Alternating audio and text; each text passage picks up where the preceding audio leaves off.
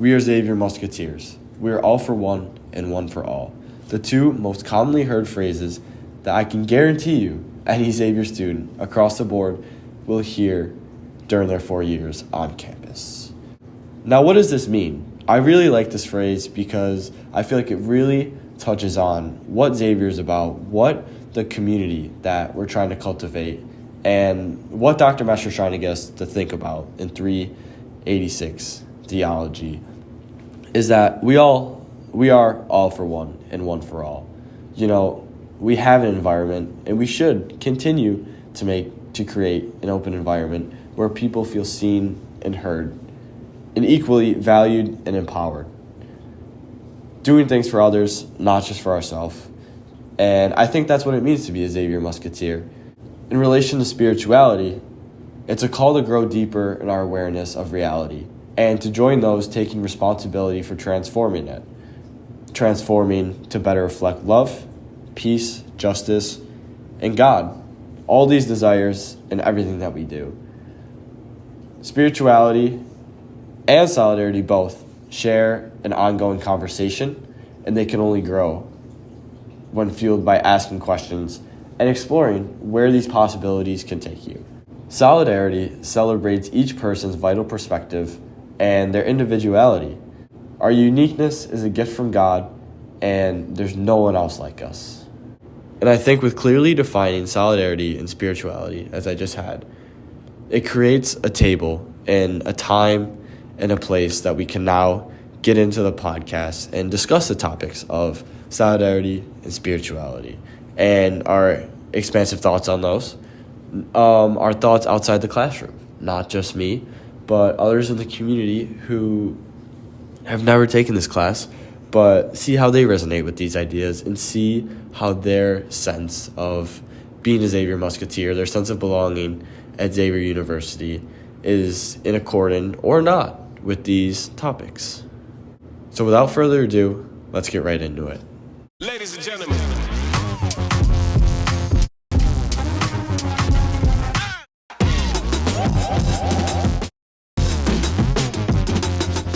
Yeah, so now into the nitty-gritty part of the podcast.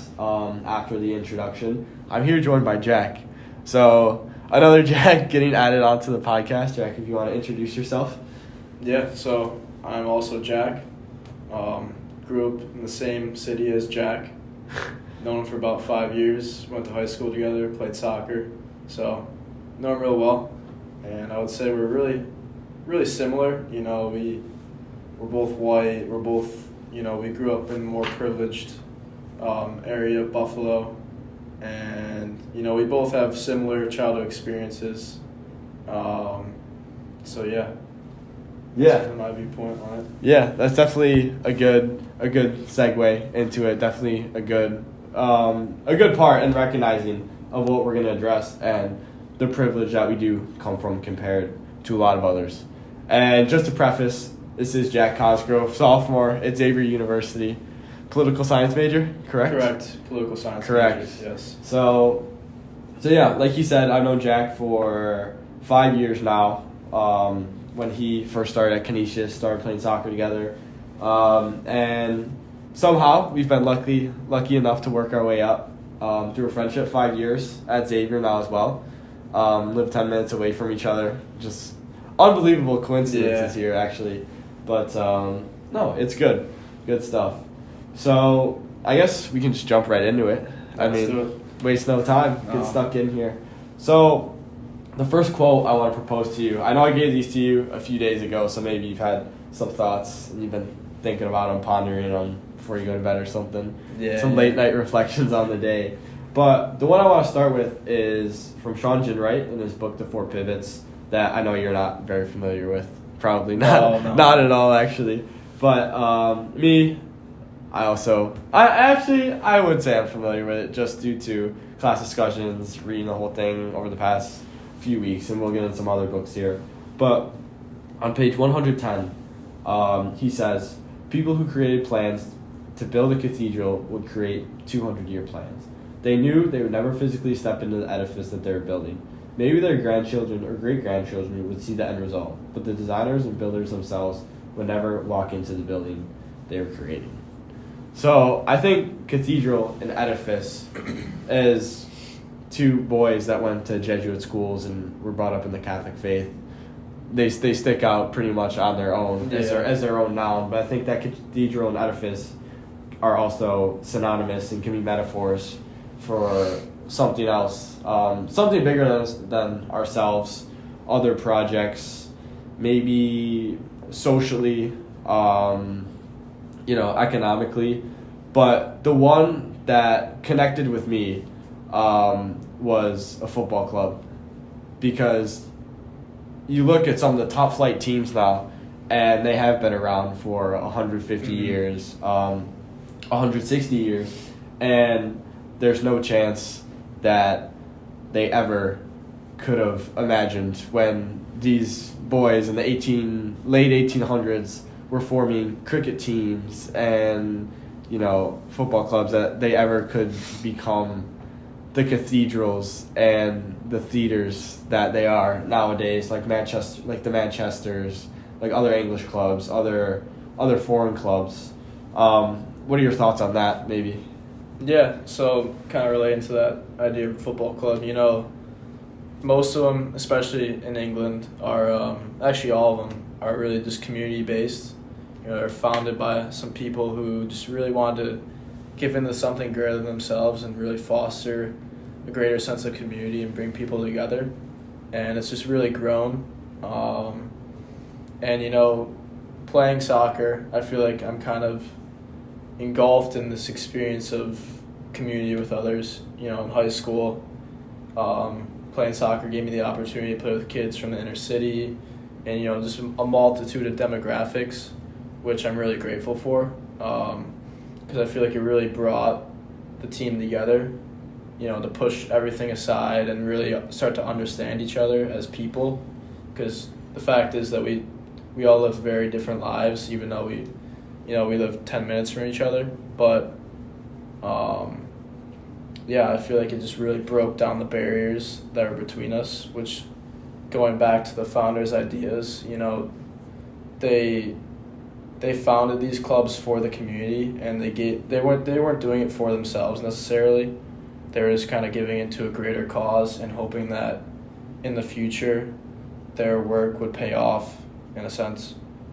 And I think it does. I think sports teams in general, I think football clubs and soccer teams just resonate with us the most. A, playing soccer, but B, being around for a substantial amount of time. Pretty similarly to what Jim Wright calls the 200-year plan, compared to American sports teams where they're more recent, or maybe 1900s for some of the older ones. But I think they're really representative of a community, and it's something to be proud of and to have pride in. Your local team, seeing it do well, the ups and downs that come with it, and I think, like I said, it can really represent you. And sports, for a matter of fact, all of them cut across all demographics, race, gender, monetary status, just all of that. At the end of the day, you'll be, or at least when I was in England for the 4 months, when I went to my first Tottenham game, at the end of the day, I was in the home section with, I don't know how many people were, maybe 15,000, 10,000 of just football supporters. And, for those 90 minutes, those 2 hours, it didn't matter where you came from. I know for a fact I probably was not the only American in there. Yeah. There were, all types of races. Everyone's included. All types of genders. And, it's just a place where you can come together and you can be present in the football for the 90 minutes. Can see Harry Kane score a goal or two. Yeah. And, you get to jump up and down and embrace with those around you. And I think it's just awesome. And I think that, soccer teams, and actually, I keep saying soccer teams and not sports teams, but just the image popped in my mind of all these clubs and teams who make special kits representing their city. Yep. I know Manchester City, your favorite team, has an Oasis kit out right now. They do. Oasis is from Manchester. That's that's a massive part of who they are, being from Manchester. When people think Manchester, they think Oasis, and probably pretty inversely, Oasis Manchester. Mm-hmm. And I think people are really proud of that, for putting them on the map equally with the football team now. And, like a bunch of sports teams, I know the NBA has a bunch of alternate jerseys now that represent the city and the city's colors that just go deeper than the New York Knicks. Yeah. Regular blue jersey and their away white ones that just say New York on it. And I think it's awesome. So I think springboarding off of that, we'll go to a quote from Howard Thurman that we discussed in Thursday's class that I really enjoyed because, like you said, soccer, and it really connects you to all people. And here, Thurman says, don't ask yourself what the world needs. Ask yourself what makes you come alive, and go do that. Because what the world needs is people who have come alive. And I think this addresses 3 parts. It addresses what you're good at, what you're passionate about, and what the world needs. And I think if you can find the colored area in the middle of all of those, that's almost your life's purpose. And I think that, well, actually, I'll open it up to you, Jack. I'll let you talk for a little bit. What do you think, if you could address anything? Me personally, I can relate this to, the idea of soccer once again. Just always comes back to soccer between us. Yeah, doesn't it's really just a full life thing. I've played it since I was 3 years old, so something I can always relate to. But soccer is one of my passions, and it's something I've always been pretty good at. So I feel like when I go to play soccer, like I said earlier, it allows me to play with others from all over, give me the opportunity to play with others from, the inner city, the rich suburbs, just all of that, play with kids internationally. Like here at Xavier, there's about 7 kids, I think, from Spain Spain, Ghana, yeah. Nigeria. At Canisius, there were kids from Ethiopia, South Africa, Germany, yeah. So even then, I've always had the opportunity to play with kids who were different from me, and that, allows me to break down the barriers between us, and, I can really reach an understanding with other people, and I feel like, from playing soccer and following my passions, I obviously don't want to go work, or become a professional soccer player, but it's something that I always want to have in the back of my life, something I always want to be doing. But it really just allows me to, become part of the community and really just,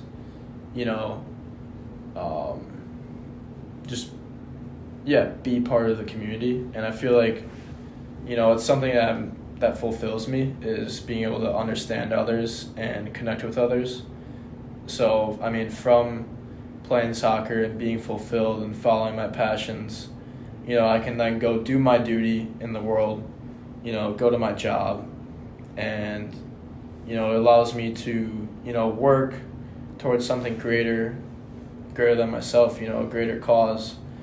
Like, hopefully, in the future, I will get to be a lawyer, and then, I'll get to work for the community rather than myself.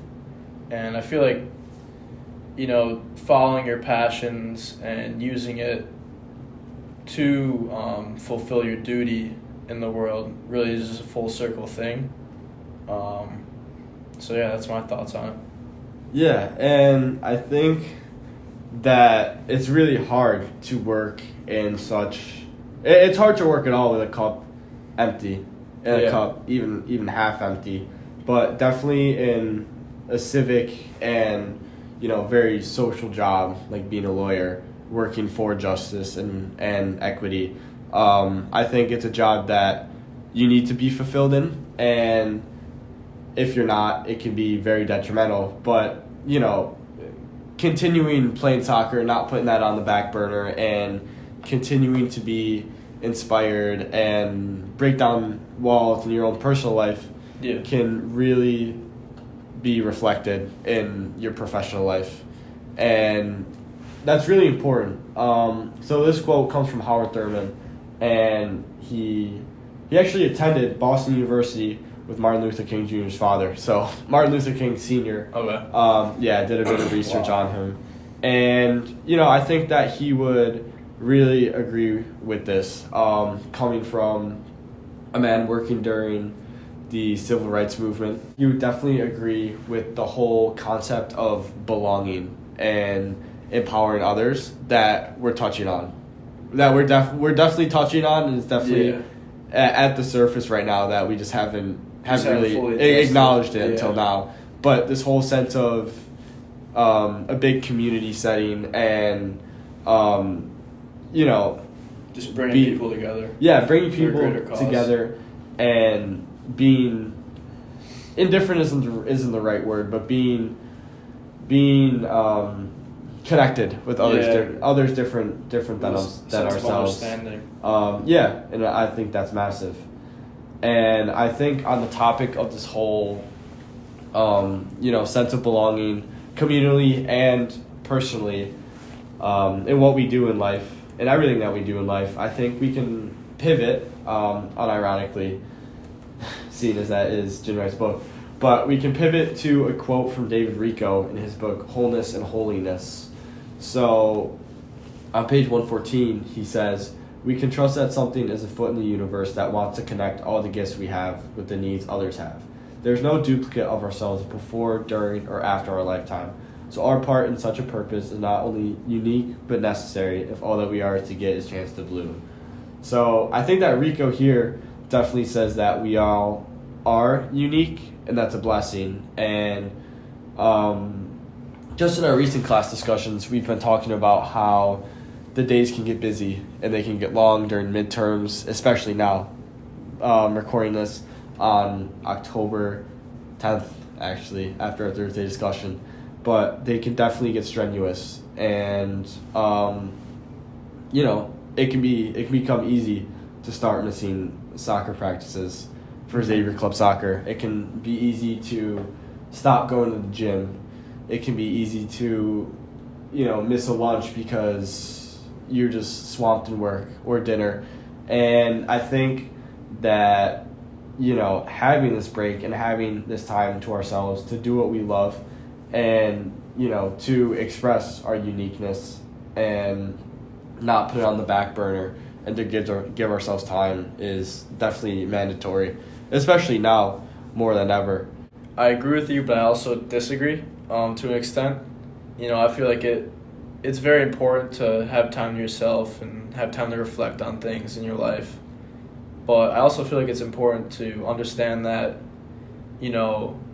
all the stress and pressure that we are put under is a privilege. We are very fortunate to have this opportunity, especially coming to school here at a private institution like Xavier. The fact is that there's a lot of other kids out there that do not have this opportunity like we have, and they live very different lives. But the stress that we are put under is a gift, and it's to make us better people and to put us out into society after we are done with our 4 years here and really make a difference. So it seems like you're definitely under the impression that that pressure is a privilege. Yes. I think that's a quote from, who is it? Billie Jean King, I think, at the U.S. Open, one of the stadiums. I think when they walk out, it's right on there. So that lives just ingrained in my mind because of that. But I think that can definitely be applied here. And I think that's true. You just heard me type in the background because I was looking it up. I heard the other day, and I just wanted to fact check, that bestcolleges.com right here says that 39% of all 18 to 24-year-olds are enrolled in a post-secondary program. So that means college, a university, or certificate program, after high school. They're doing school after high school. And I think that can get very lost in ourselves, because I think that, Jack, you and I mean, going to good elementary schools, growing up in good towns, going to a private high school, going to a private university, the people we're surrounded with all go to university as well, all go to college. Yep. We all do post-secondary education. So it's kind of mind-boggling to hear that, 40%, only 40% of kids our age are in institutions like this. And I think that just because of the people that we've been surrounded with, and that's a blessing to have been in that situation, like you said, I think that it can just it's very eye-opening to hear that, and I think that can just get lost sometimes, that maybe we're not on the right track and maybe we're not, where we need to be. But I think we're exactly where we need to be, literally and figuratively. God puts us, where we are right now, like you said, to become better people. And, maybe writing an essay and doing midterms isn't going to make us a better person, but it'll definitely enhance our critical thinking, like you said. And I think the outside application of, we've done plenty of volunteer work in our lives, and there's still work to do. Yeah, of course. But yes. I mean, man, the 150-hour requirements at Canisius, all the programs Xavier has here that they encourage you to get out on. I mean, those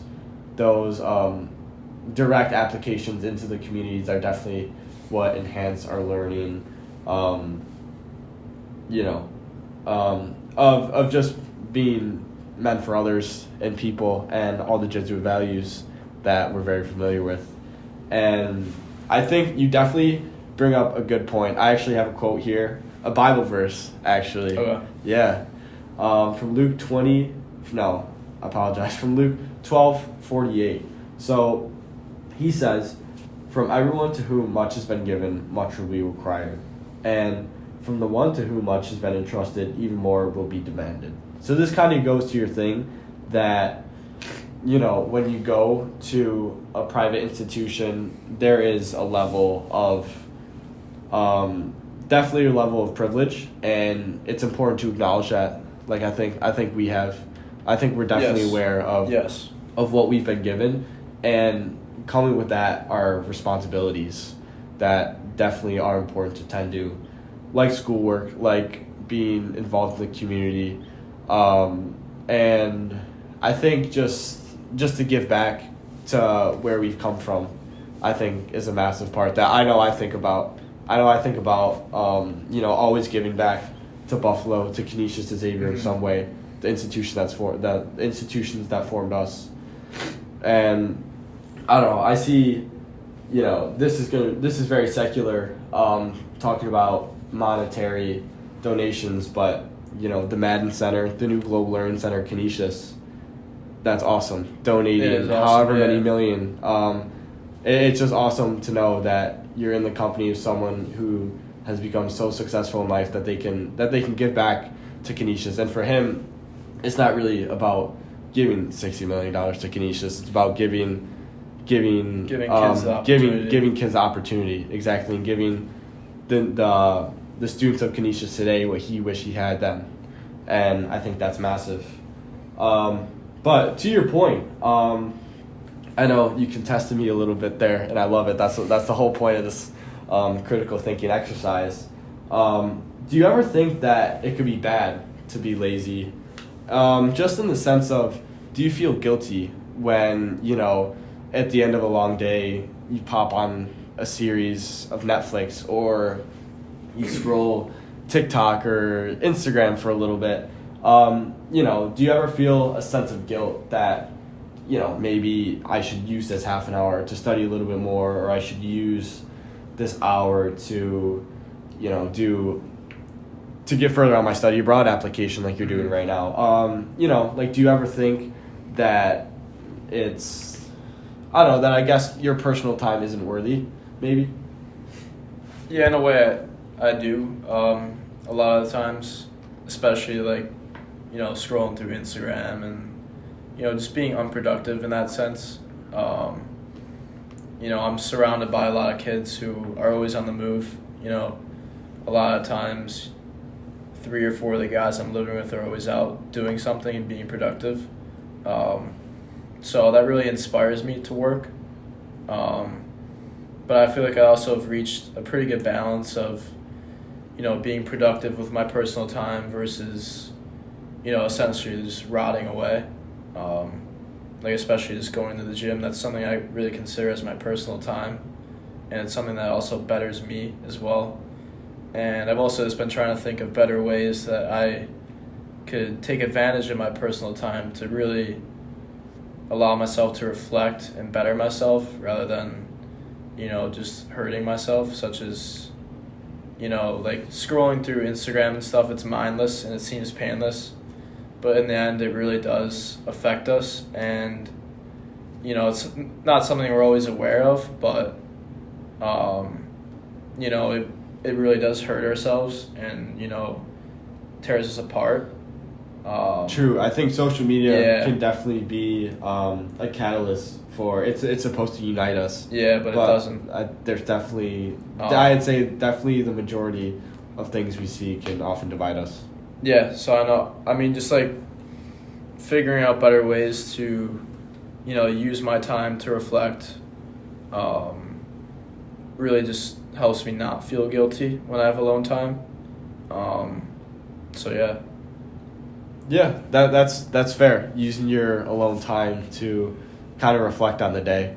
Yeah. But still using your alone time. And I think that's the biggest takeaway from that conversation, that maybe you do feel guilty about, binging a series or scrolling TikTok, but personal time is still valuable and you just use yours differently. Maybe in the gym, just reflect on the day, praying maybe. I know you're a good Catholic boy over there. Yeah. So, love that. And we can definitely take, using our hard work and our personal time, but just the grind, the grind aspect of that. Like we just talked about personal time, that probably makes up, 20% of our day. Yeah. And the other 80%, these percentages are probably pretty far off, but sometimes, man, it just seems like it's about 1/5 to 4/5 of just work. But Rico on page 35 actually gives us a good quote here, and he says, "We set reasonable goals for ourselves in all areas of our life. These goals are based on honest assessment of our personalities, gifts, limitations, and capacities. We do all that it takes to fulfill our goals. We also try to exceed our goals when possible. We are not hobbled by failures." And I know there wasn't much preface to this quote, what I have written down here, but the context is definitely goal setting and how we do it, and the factors that we consider when we set goals. And Rico here offers to us that they should be based on an honest assessment of our personality, gifts, limitations, and capacities. They shouldn't be, I think there's definitely, without a doubt, actually a danger in setting goals that are they're just too high, impossible for ourselves. And it's good to dream, and we should always dream, but I think what Rico says here is that we should take more intermediate steps and kind of address the ways to get to that bigger dream, and kind of set, instead of saying, I'm going to be president one day, and just having that blunt statement, I think Rico offers to us to break it down more intermediately and just think about what we can do and kind of how we can do it. So he offers us, like, if you want to be president, if you said that when you were 13, well, maybe you say you set your goal as graduating from Canisius, then you'd like to graduate from Xavier, then you'd like to, find another goal 5-10 years down the road, build off of that, and just kind of build off of these wins, instead of having this this massive goal. And I think that we do have to just be honest with ourselves and know that whatever happens in life isn't the end all be all. Yeah, I do feel like it is really important to, have these stepping stone goals in a way. If you don't have them, you can just really get lost in the sense of, trying to reach this very high goal, and, it can break us down. And, these small goals just allow for us to understand where we're at, what we can do, and, how we're doing. Because, if you don't have these little goals and you're just working towards this higher, crazy goal that you have, you can feel really down at times and feel like it's not possible. But yeah, that's my kind of thought on these stepping stone goals, what I like to call them. Yeah, and I think too, the last sentence, it's about, 6 words. He says, "We are not hobbled by failures." And I think that when I read that, the first kind of other quote that comes into my mind is like, you don't take losses, you only learn lessons. Yeah. Just something along that aspect. And I think that, getting a bad exam grade, at least for me, only pushes me to do better on the next one. And just kind of this, we do lose in life. There are ups and downs, and, every once in a while you do get an L in the L column. You do add one more. But you need those to add, 3-4 more W's to the W column, and just keep progressing. Yeah. I 100% agree. If you never experience failure, then when you do, it's going to be much more detrimental. Every failure you can kind of build off of and learn from, especially like the test grade. If you fail a test and it just completely engulfs you and you're just really, distraught, you're not really going to succeed. You have to understand, why did I fail? What can I do better next time? And, it's okay to, have that moment of sadness, and just, it's okay to be upset, but you have to eventually move past that and, just do what you need to do to become better. Yeah, and I love you jumping in here because that gives me about 30 more seconds to think about my thoughts here and add on to the conversation, which I guess is precisely the point. But, I just came up with another thing. I think it's definitely important to recognize that no one's perfect. No one is absolutely not perfect. And we'll get to that quote in a second. I actually have something on that, so we can expand on that definitely. But other thing I wanted to say is right now we're really under the lens of schoolwork and an exam, or just something that could set you back and you feel really fired up to go into the next exam and do better on that one, increase a grade. But another quote that popped in my head is, "Rejection is redirection." So I think this can be applicable for a job or maybe a girl. Jack, you've had a girlfriend for 6 years actually, so doesn't know how much this applies to you, but I'm kidding. But I very strongly believe that God will put us exactly where we need to be, and I think it 100% is redirection.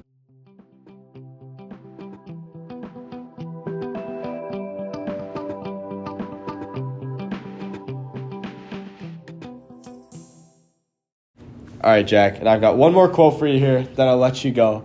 But I got a quote here from Jin Wright, and ended off on a high note here, page 49, and he says, "When we cultivate insight, we gain the ability to go both wide and deep, understand the past, envision the future, work on the inside and the outside, and dance between the individual change and social transformation. Insight gives us the final third eye to see things that are not easily visible, like things that trigger us or knowledge of our vulnerabilities and strengths. Insight gives us the capacity to identify our own patterns of behavior and their connection to our collective trauma and potential for social transformation."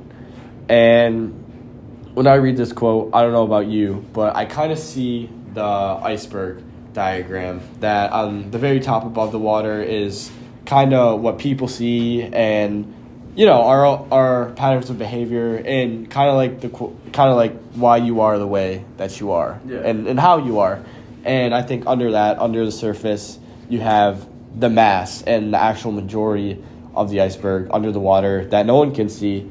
And I think that's definitely our trauma. And maybe you and I haven't necessarily experienced trauma that others have, but definitely moments, impacts, things that have been said to us, things that have influenced and have made us who we are and why the way we are. And I think Rico does a very good job of this by saying that, this is wide and deep. So it's deep within ourselves, emotionally and vulnerably, but also wide, kind of on like a surface level, like horizontally, kind of like the moments that have made us and defined us. I do feel like self-awareness is, very important. It's important to understand why we are the way we are. Because if you don't know who you are and what you've been through, then how are you going to know others and connect with others? Because, if you don't know yourself, then every other relationship you make is just kind of going to be surface level. You need to understand the reasons why you are, how you act, all that, in order to understand the reasons why someone else acts a certain way they do and carries themselves the way they do. So I just feel like, this final piece of insight, like Ginwright says, is, in my mind, also the final piece. I feel like it really ties everything together and, brings us together as people.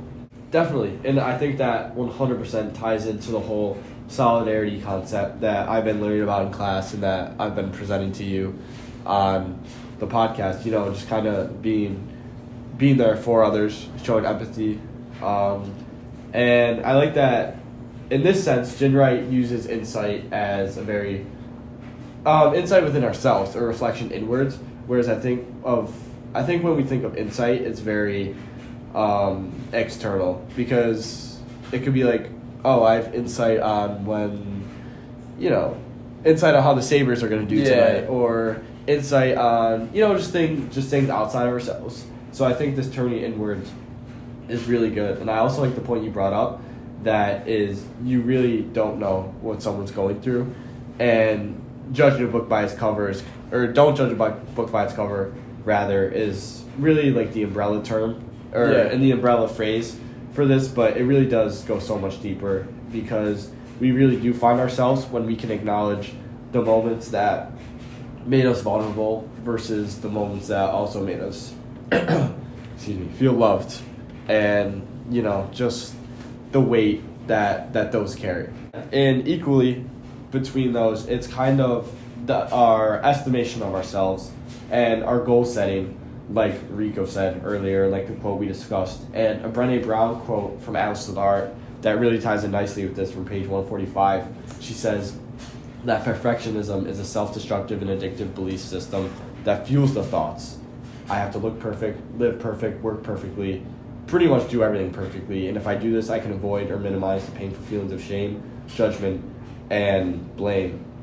And I know that, pretty recently before this class, I haven't been very emotional, and people have looked at me and said, Fuchs, is your life just all sunshine and rainbows all the time, and rabbits jumping around in the field and just happy thoughts?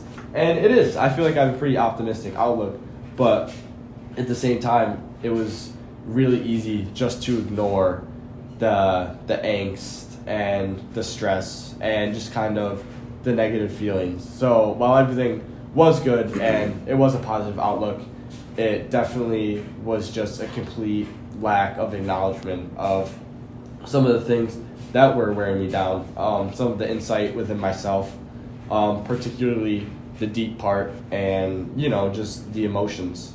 So I don't know if you've ever experienced the same, Jack, perfectionism or just something of that sort. No, I can't agree with you. I feel like perfectionism is, just kind of overlooking the bad things that happen in your life, and not allowing yourself to reflect on what's happened, because you're overly engulfed in this idea of living the perfect life, being happy, all that. I feel like perfectionism leads us away from understanding the gifts that we have and just neglects self-inflection. Yeah, and perfectionism is definitely dangerous. I know I talked about it emotionally, but also I think, just back to school, because that's where I saw a heavy impact of it on my life. It can really knock you off your high horse when you strive for perfection, and you just subconsciously allow yourself little wiggle room and little room to fail. It can really be detrimental when you see yourself as, okay, I have to do this, and this, and you really don't ever consider the possibility of failing or the possibility of a setback. And when you inevitably do fail your first test or get rejected from a job, it's about how you respond to this. And with a perfectionist mindset, I just remember this used to eat me up. I mean, I think after my first ever algebra test in Canisius, I was just in shock. Yeah. I mean, I think I probably cried in the bathroom maybe, because it just went absolutely atrociously. And I think, between the 4 years there and here, I've gotten out of that mindset, thankfully, and have just come to understand that, these setbacks are more than part of life.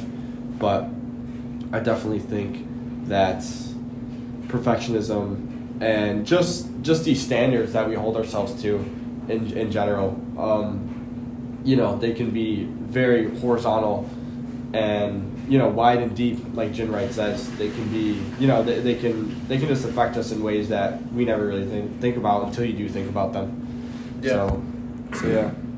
All right. So wrapping up on that note, that's gonna do it for us. I know I threw some quotes your way, Jack. Hopefully this conversation has made you think a little bit. It's actually definitely made me think a little bit, because as similar as we are, and as much as I've known you for 5 years, going on 6 very well soon, I think we both learned things about each other. And the whole point of this exercise, in solidarity and spirituality, was to have these vulnerable conversations more openly and more regularly. And who knows, this is most likely just turned a door, to be fair. Yeah, thank you for having me on the podcast. Reflecting on the conversation, it is a gift to have these conversations, and it really helps us understand others. So I really appreciate it. Amen. All right, brother. Take care. Thank you.